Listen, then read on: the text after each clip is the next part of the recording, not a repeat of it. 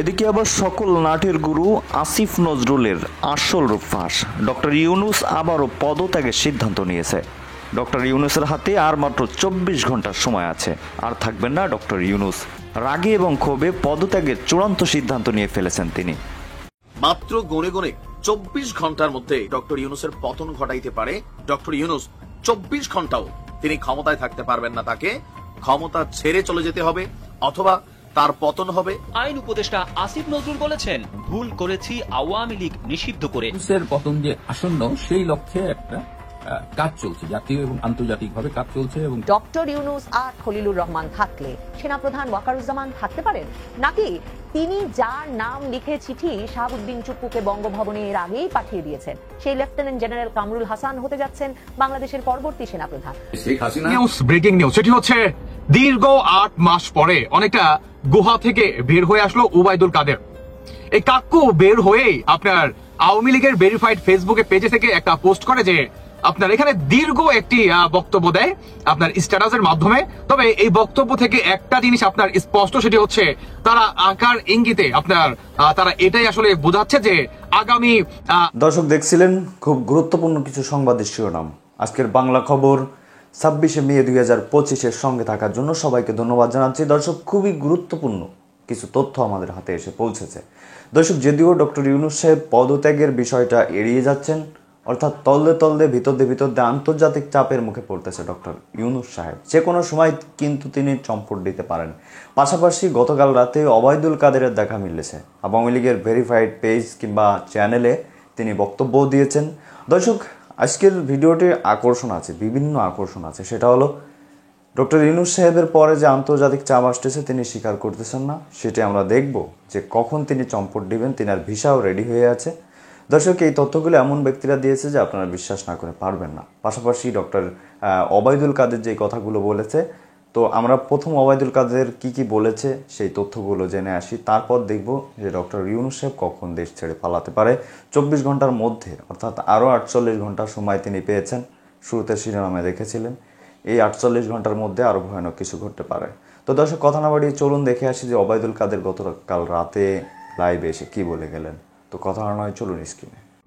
দর্শক বন্ধুরা, breaking news, সেটি হচ্ছে দীর্ঘ 8 মাস পরে অনেকটা গুহা থেকে বের হয়ে আসলো ওবায়দুল কাদের।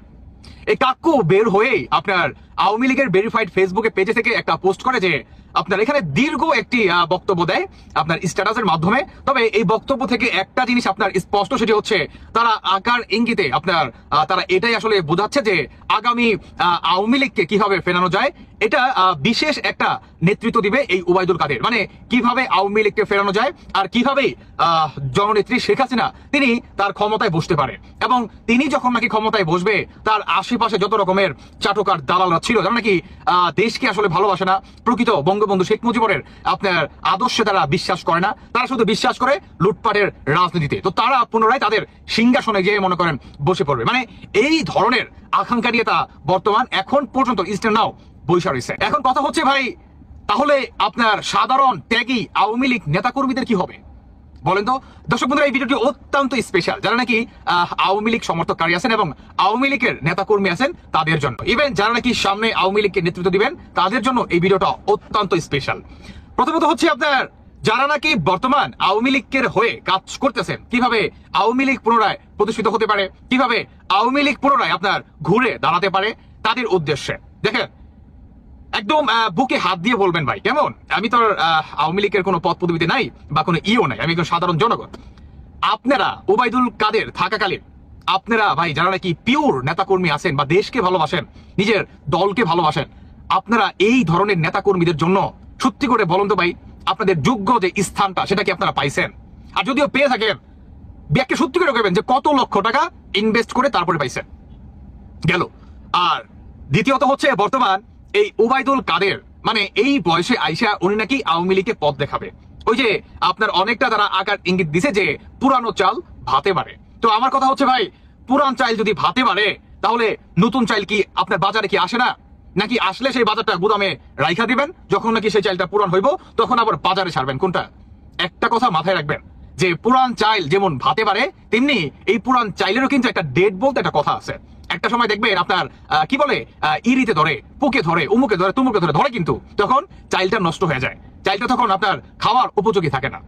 অনেকটা ওবায়দুল কাদের বা তার বর্তমান অবস্থা সেই রকমই। দেখবেন বাজারে যখন নাকি নতুন একটা প্রোডাক্ট আসে, ওই প্রোডাক্টের গায়ে লেখা থাকে যে কবে এটার ডেট শেষ হবে আর কবেই বা আপনার মার্কেটে এই প্রোডাক্টটা আপনার লঞ্চ করা হয়েছে, কি তাই না? তেমনি এই ওবায়দুল কাদেরও ডেট এক্সপায়ার। যারা নাকি বর্তমানে এই ওবায়দুল কাদেরকে নিয়ে স্বপ্ন দেখছেন তাদের উদ্দেশ্যে বলতেছি, প্লিজ যারা নাকি বর্তমান আওয়ামী লীগের ত্যাগী কর্মী আছে, যারা নাকি আওয়ামী লীগের হয়ে কাজ করতেছে, ধরা দিতেছে, আপনারা তাদেরকে নিয়ে নতুনত্ব নিয়ে চিন্তা ভাবনা করেন, ভালো হবে। তাদেরকে পিছনে সাইডে রাখেন, মানে নতুনদেরকে নেতৃত্ব দিবে, ক্ষমতায় নতুনরাই বসবে, তারা আপনার সহ উপদেষ্টাকারী হিসাবে মনে করেন কাজ করবে। মানে নতুন পুরাতন মিলিয়ে একটা সমন্বয় হয়ে কাজ করতে হবে। কিন্তু ক্ষমতায় আসলে আপনার নেতৃত্ব দান করবে ইয়াং জেনারেশন, তেগি মনে করেন কর্মীরা, এই পুরান বা অতীত বইরা এদের দিয়ে হবে না। তো সর্বশেষ আমি আরো একটি কথা বলি, ওবায়দুল কাদের কাকু মাসুদ তো ভালো হইল না, বিশেষ করে আপনি ভালো হয়ে যান। কেমন? আপনি তো মাসুদকে ভালো হয়ে যেতে বলছেন যে মাসুদ তুমি কি আর ভালো হবে না? মাসুদ আর এই জন্মে ভালো হবে না, নাকি তার সাথে সাথে আপনিও প্রতিজ্ঞা করছেন যে যেই পর্যন্ত আল্লাহর হুকুমে আপনি চলে না যাবেন সেই পর্যন্ত আপনিও আর ভালো হবেন না? কোনটা? কাকা আপনার বয়স যথেষ্ট হয়েছে, কেমন? এখন আপনি কাশি দিলে আপনার পেন্ট খারাপ করে ফেলান। তো এই বয়সে আইসা যারা নাকি ত্যাগী কর্মী এদের কিসমত খারাপ করবেন না, এদের কেরিয়ার খারাপ করবেন না, কেমন? এবার ছাড়েন, আপনি এবার ভালো হয়ে যান কাকা। আর বিশেষ করে যারা নাকি আওয়ামী লীগের বড় বড় নেতা কর্মী আছেন, দেখেন এই ওবায়দুল কাদেরকে নেওয়ার কারণে বর্তমান আওয়ামী লীগের সাধারণ জনগণের বক্তব্য কি জানেন? এই দেখেন কি বলতেছে যে তারা নিজেরাই নাকি রিজাইন করে দিবে, তারা আওয়ামী লীগে থাকবে না। এই আওয়ামী লীগের এই পতনের জন্য আপনার এই ওবায়দুল কাদেরের ভূমিকা ছিল প্রায় 80%। একে যদি পুনরায় দলে আনা হয়, আমি আমার নিজের দায়িত্ব নিয়ে এই আওয়ামী লীগ থেকে আমি রিজাইন দিব বা আওয়ামী লীগ থেকে সরে দিব, দুধ দিয়ে গোসল করব, যদি এদের মতো হাইব্রিড নেতা কর্মীরা তারা পুনরায় তাদের যে চেয়ারটা সেই চেয়ারটাতে তারা বসতে পারে বা তারা যদি বসে। আপনি বোঝেন যে কি পরিমাণ ক্ষোভ যারা নাকি আওয়ামী লীগ সমর্থককারী, এটা হচ্ছে তাদেরই বক্তব্য। এখন কথা হচ্ছে একটা দল টিকে থাকে সাধারণ জনগণ কিংবা আপনার সমর্থকের কারণে, তাই না? এখন যদি এক ওবায়দুল কাদেরের কারণে আপনার লক্ষ লক্ষ কোটি কোটি মানুষের মন নষ্ট হয়ে যায়, তাদের অনুপ্রেরণা নষ্ট হয়ে যায়, তাদের আপনার ভিতরে যে চেতনা বঙ্গবন্ধুর বা দলকে কিভাবে সামনের দিকে প্রতিষ্ঠিত করবে, কিভাবে দলটাকে সাজিয়ে গুছিয়ে আগের রূপে ফেরানো যায়, এই ধরনের পরিকল্পনা যারা বর্তমান প্রতিনিয়ত রাতের পর রাত তাদের আরামের ঘুম হারাম করে এই ধরনের কাজ করে যাচ্ছে, তাদেরকে আপনি কি দিয়ে বুঝ দিবেন বলেন তো? তারা তো এই ধরনের কথাবার্তা শুনলে তারা ভেঙে পড়বে যে আরে ভাই রাজপথে থাকুম আমরা, অ্যারেস্ট হবো আমরা, আমাদের পরিবার হয়রানি হবে, বাসায় থাকতে পারবো না, নিজের এলাকায় থাকতে পারবো না, নিজের সমাজে থাকতে পারবো না, জুম্মার নামাজটা পর্যন্ত আমি আমার গ্রামের মসজিদে কিংবা আমি আমার বাড়ির পাশে মসজিদে আমি পড়তে পারবো না। এদের কারণে দল যখন নাকি ক্ষমতায় আসবে বা কোন একদিন তো আসবে, তখন আবার এরাই চেয়ারে বসবে, আমাদের কোনো জায়গায় হবে না, আমরা কোনো ইয়ে থাকবো না। তাহলে আসলে আমাদের এই লাভটা কি বলেন তো? তারা যদি আসলে মানে পলাই থাইকা আপনার বিলাসিতা কইরা কোটি কোটি টাকা লুটপাট কইরা নিয়ে চলে যায়, তারাই যদি ভালো থাকে, তাহলে ত্যাগী কর্মী আসলে কি করবে বলেন তো? কি করবে? তাদের হয়ে চিন্তা ভাবনা করছেন বলেন তো? আমি বলবো যে এই যে ওবায়দুল কাদের তিনি যে বাংলাদেশে আসবেন আর তিনি আপনার আওয়ামী লীগকে নেতৃত্ব দান করবেন এবং সেটা কেন্দ্র করে আওয়ামী লীগের লক্ষ লক্ষ কোটি কোটি মানুষ তার পিছনে আইসা দাঁড়াইবো বা তাকে বাহবা দিব, ওই দিন ভুলা যায় আমার মনে হয় ভাই ব্যক্তিগত ভাবে। কারণ ওনাকে মানুষ কি পরিমাণ হেট করে। ওই যে বললাম যে মাসুদ তো ভালো হইলো না, তাই বললাম যে ওবায়দুল কাদের কাকু তুমি ভালো হয়ে যাও, কেমন? বেশি দিন তার বাঁচবে না, আল্লাহ আলাম, সবকিছুর মালিক আল্লাহ, আল্লাহ ভালো জানে। তাই জীবনের যে শেষ যাত্রা, এই ছোট থেকে বড় হইছো এই পর্যন্ত কাকু যত পাপ কামাইছো আল্লাহর রসে তওবা কইরা আল্লাহর রাস্তায় ফিরে আসো, কেমন? অন্তত আখিরাতের জন্য কিছু একটা এখন উপার্জন করার চেষ্টা করো প্লিজ। আর যারা নাকি বর্তমান ইয়াং জেনারেশন আছে, যারা নাকি ত্যাগী কর্মী আছে, তাদেরকে জায়গা করে দেন। এই আপনাদের মতো হাইব্রিড নেতা কর্মীদের কারণে আজকে দলের এই অবস্থা। আজকে পুরো দেখেন বাংলাদেশের দিকে তাকান, পুরো জাতির মনে করেন কি দুর্দশা, একমাত্র এই ধরনের হাইব্রিড নেতা কর্মীদের কারণে। সর্বশেষ আমার একটা আহ্বান থাকবে, সেটি হচ্ছে ভাই যাদের সাথে নাকি বিশেষ করে ইউনূস এমনকি সেনা প্রধান হিসেবে ওয়াকারুজ্জামানকে অপসারণ করে লেফটেন্যান্ট জেনারেল কামরুল হাসানের নাম প্রস্তাব করে সে চিঠি স্বাক্ষরের জন্য রাষ্ট্রপতিকে পাঠিয়েছিলেন। রাষ্ট্রপতি শাহাবুদ্দিন চুপ্পু খুব স্বাভাবিকভাবেই সেই কাগজে স্বাক্ষর করেন নাই, কারণ তিনি জানেন সেনা প্রধান ওয়াকারুজ্জামানের চলে যাওয়া মানে আসলে বঙ্গভবন থেকে তাকেও অপসারণ, এবং তার জন্য সেটা আসলে শেষ পর্যন্ত জীবন মৃত্যুর সমস্যা। কারণ শাহাবুদ্দিন চুপ্পু যেই মাত্র বঙ্গভবন থেকে বেরোবেন সেই মাত্র তার জীবন সংকট নিশ্চিত। এই অবস্থায় ধারণা করা হয় ওয়াকারুজ্জামান, এমনকি লেফটেন্যান্ট জেনারেল কামরুলও কিন্তু উপস্থিত ছিলেন সেই সেনা প্রধানের দরবারে, এই যে বলছেন যে ডক্টর ইউনূস লোক উড়িয়ে এনেছেন বিদেশ থেকে, তাকে মানে সেনাপ্রধানকে মেরে ফেলার জন্য ধারণা করা যায় সেনাপ্রধান আসলে বলতে চাইছেন তাকে অপসারণের পরিকল্পনা করবার জন্য বিদেশ থেকে খলিলুর রহমানকে উড়িয়ে এনেছেন। সেনাপ্রধানের সেই কথায় তখন সেনা কর্মকর্তারা সমস্বরে বলেন তারা প্রস্তুত, যে কোনো সিদ্ধান্ত সেনাপ্রধান নেবেন, তারা তার সঙ্গে আছেন। এই অবস্থায় এখন যখন ডক্টর ইউনূস আসলে কোনো বিষয়েই সিদ্ধান্ত না জানিয়ে বা কোনো বিষয়েই তার সিদ্ধান্ত থেকে সরে আসার সিদ্ধান্ত না জানিয়ে, মানে রাখাইন করিডর হচ্ছে না এমন কথা না বলে, কিংবা ডিসেম্বরের মধ্যে নির্বাচনের একটি তারিখ না দিয়ে বরং 2-3 দিন 4 দিন ধরে নাটক করলেন, যে নাটকে রাজপথে লোক নামানোর চেষ্টা হলো, লোক জমানো গেল না, নানা তরফ থেকে চেষ্টা করা হলো যে রাজনৈতিক দলগুলো সমস্বরে ডক্টর ইউনূস আপনি থেকে যান, ডক্টর ইউনূস আপনি থেকে যান বলে বলবেন, সেটাও বলানো গেল না। কিন্তু ডক্টর ইউনূস শেষ পর্যন্ত সিদ্ধান্ত নিলেন, এক রকমের প্রচারণা করলেন, পদত্যাগ করে ফেলবেন, তারপর জানান দিলেন তারই উপদেষ্টা পরিষদের মাধ্যমে যে তিনি তার দায়িত্ব পালন করে তবেই যাবেন। তার মানে ডক্টর ইউনূস বা তার উপদেষ্টা পরিষদ কোথাও যাচ্ছেন না, তারা ক্ষমতায় থাকতে চাইছেন, তারা তাদের দায়িত্বে আপাতত থাকতে চাইছেন। তারা থাকলে ওয়াকারুজ্জামান, সেনাপ্রধান ওয়াকারুজ্জামান আর কিভাবে থাকেন? 3 বাহিনী প্রধান, সশস্ত্র বাহিনীর প্রধানরা কি করে থাকেন? এই নেতৃত্বকে রেখে কি করে ডক্টর ইউনূস আসলে দেশ পরিচালনা করেন? কারণ সেনাপ্রধান মনে করেন ডক্টর ইউনূসের সরকার তিনি গঠন করে দিয়েছেন 30 ডিসেম্বরের মধ্যে নির্বাচনের জন্য, আর ডক্টর ইউনূস মনে করেন তিনি চাইলে সেনাপ্রধানকে সরিয়ে দিতে পারেন। এবং ডক্টর ইউনূস এত কথার পরেও, এমনকি বিএনপির তরফে সরাসরি দাবির পরেও এখন পর্যন্ত খলিলুর রহমান ওরফে রজার রহমান, যার নাম, নাগরিকত্ব, ডিগ্রির সার্টিফিকেট সবকিছু নিয়ে প্রশ্ন উঠে গেছে, সেই ব্যক্তিটিকেও জাতীয় নিরাপত্তা উপদেষ্টার পদ থেকে এখন পর্যন্ত সরিয়ে দেওয়া বিষয়েও কোনো বক্তব্য রাখেননি বা কোনো অবস্থান নেননি।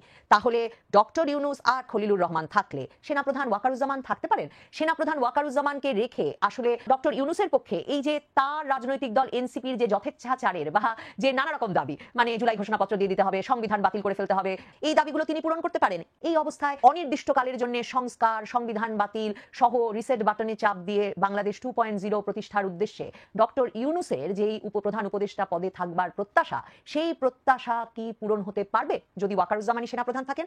আর যদি ডক্টর ইউনূস সেই প্রত্যাশার পথে হাঁটতে চান, যদি রাখাইন রাজ্যের সঙ্গে জাতিসংঘের কথা মতো মানবিক করিডর দিতে চান, আমেরিকার নির্দেশনা মতো সামরিক করিডর দিতে চান, যদি চট্টগ্রাম বন্দর লিজ দেওয়ার কাজ যে প্রায় শেষ করে এনেছেন সেই কাজটি এগিয়ে নিয়ে যেতে চান, তাহলে তার পক্ষে কি সম্ভব সেনাপ্রধান হিসেবে ওয়াকারুজ্জামানকে রেখে দেওয়া? নাকি তিনি যার নাম লিখে চিঠি শাহাবুদ্দিন চুপ্পুকে বঙ্গভবনে এর আগেই পাঠিয়ে দিয়েছেন, সেই লেফটেন্যান্ট জেনারেল কামরুল হাসান হতে যাচ্ছেন বাংলাদেশের পরবর্তী সেনাপ্রধান?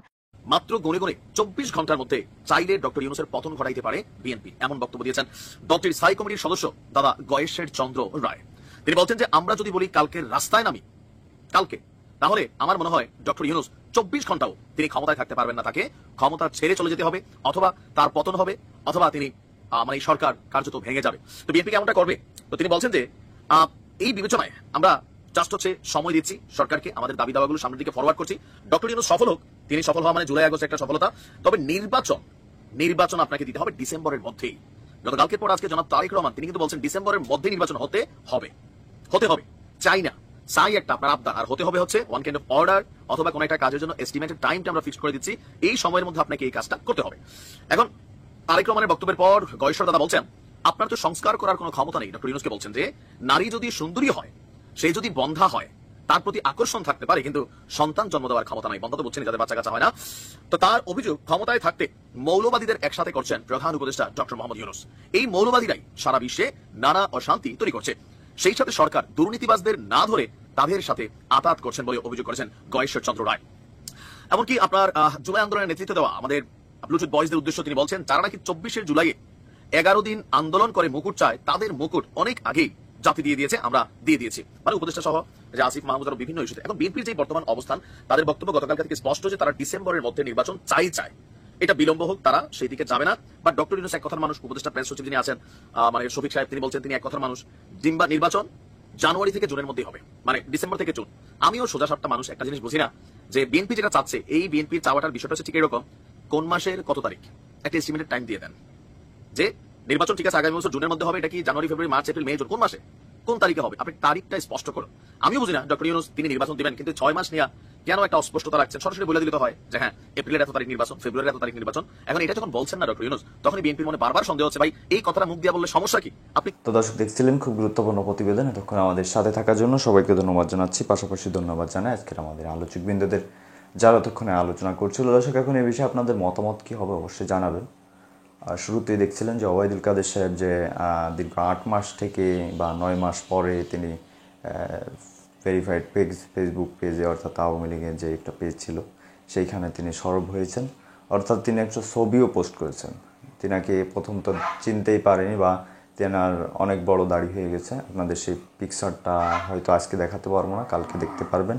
তো দর্শক, এখন এই বিষয়ে আপনাদের মতামত কি অবশ্যই জানাবেন যে আসলে শেখ হাসিনাকে বাংলাদেশে ফেরানো উচিত কি উচিত না, বা ডক্টর ইউনূসের পদত্যাগ করানো উচিত কি উচিত না। তো দর্শক, ভালো থাকুন, সুস্থ থাকুন। আজকের বাংলা খবর 26 মে 2025 সঙ্গে থাকার জন্য সবাইকে ধন্যবাদ জানাচ্ছি।